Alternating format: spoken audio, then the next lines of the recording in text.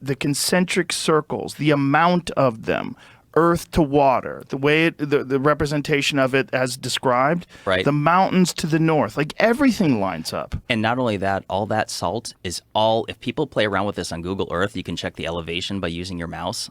All the areas with all the most significant amounts of salt happen to be at the lowest elevations, which I think is corresponding evidence that seawater had settled and later evaporated there. And as you see here, you can see it rips through the entire Sahara.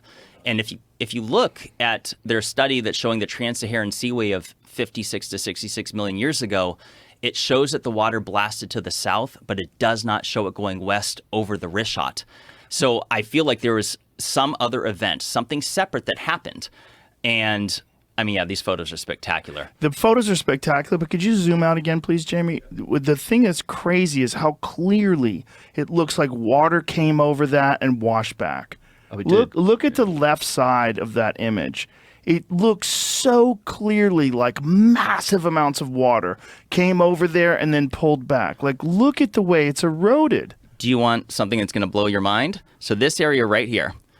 Scroll in, Jamie, and you'll see, we discussed this last time as being water ripples. So remember when Graham Hancock and Randall Carlson were on your show a few years ago, and they were showing you the area of the Missoula floodplains in Montana and Washington. West Bar, yeah. Yeah. God, look, it's so clear. And so what's interesting is that, so I measured these, and there might be some of the slides in there. I'm not totally sure, but yeah, that's white salt.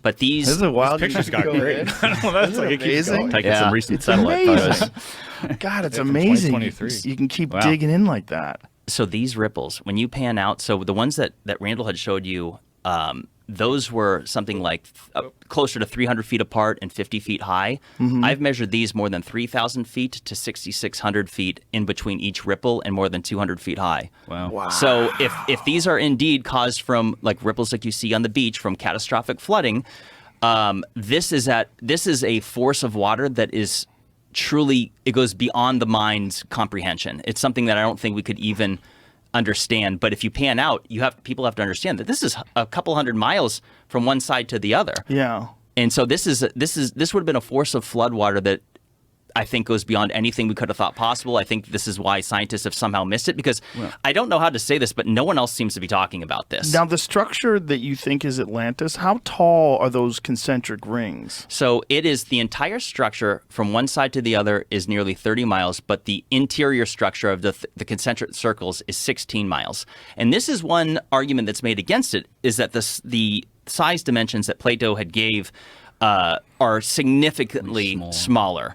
And so, but I would make two arguments on this. One, this is a 12,000-year-old story, and Go back to that, please. I would argue that it is impossible for over 12,000 years to carry down precise translations because of... How off is it from the translations? Oh, significantly. The entire site would be a small circle inside the middle of this circle. But here's the reason why I think those dimensions are wrong, is because Atlantis was said to be busy all day and all night.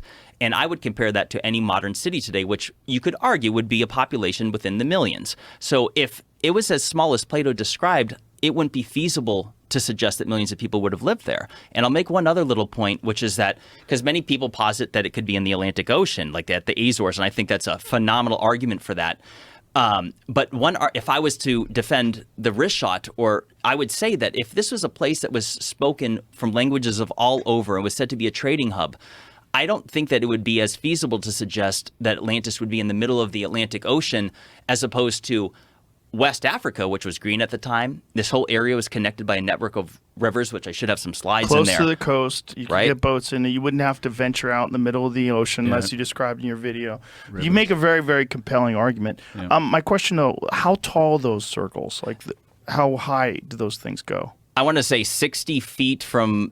Or 60, actually, no, excuse me. I want to say 100 feet at some of the highest points down to the salt. I'd have to remeasure, but if Jamie, if you go over Did you go there personally? No. So I have, in fact, let me give them a shout out. Josh Sigurdsson and David Stig Hansen went there individually. These are some intrepid fellows. It is a gutsy trip. Josh almost died because you have to drive through a minefield to go there. He saw actual skeletons. He had like an AK pointed at his head. Yeah. Like it's really? A wild ass place. Yeah. You have to drive through a fucking minefield to get there? He has balls of steel. He's an intrepid fellow. Same with David. And to be honest, like I don't Look, I'd rather fly over it. If someone wants to fly me over it, I'd love to get some great Helicopter? pictures. What if they shoot at the helicopter? And that's Fuck another thing. that. I don't want to trash Mauritania because I've heard from people who have gone there, they met the nicest people they've ever met in their lives. As long as they're not shooting you, they're nice. But it's worth mentioning that I know. Well, there's all the gold there, too. I would imagine they would want to protect that gold. Which is why they won't let you do ground radar here. So Josh brought out ground radar equipment, and they threaten imprisonment. And apparently, this is one of those countries where they will cut off your fingers if you get caught stealing potentially. And this is a country that it wasn't until the 80s. As well as additional legislation in like 2007 where to abolish slavery, but apparently it's not being enforced. So there are still slaves in Mauritania. So I'm like, when I hear details like this, it makes me just not feel like driving out there. Do they know that people think that's Atlantis? Are they aware of this?